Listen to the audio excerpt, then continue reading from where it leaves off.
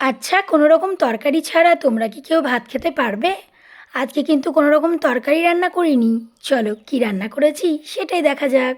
প্রথমে দিলাম গরম গরম ধোঁয়া ওঠা সাদা ভাত। এক দিদিভাই কমেন্টে বলেছে, তোমার ভিডিও খুব ভালো লাগে দিদি, আর তোমার ভয়েসটাও খুব সুন্দর। আমার নামটা নিও। থ্যাংক ইউ রূপা। তারপর দিলাম এখানে মুসুরির ডাল। আজকে মুসুরির ডালটাতে গোটা জিরে এবং শুকনো লঙ্কা ফোড়ন দিয়েছি। আর তারপর এখানে দিলাম আলু সেদ্ধ, শুকনো লঙ্কা জিরে ফোড়ন দিয়ে এই আলু সেদ্ধটা কিন্তু খেতে অনেক ভালো লাগে। তারপর দিয়েছি ডিম সেদ্ধ, দিয়েছি একটা শসা। তারপর এখানে দিলাম গরম গরম পটল ভাজা। আর তারপর এখানে দিয়েছি শাক ভাজা। আচ্ছা, তোমরা কি বলতে পারবে এই শাকটা কী শাক?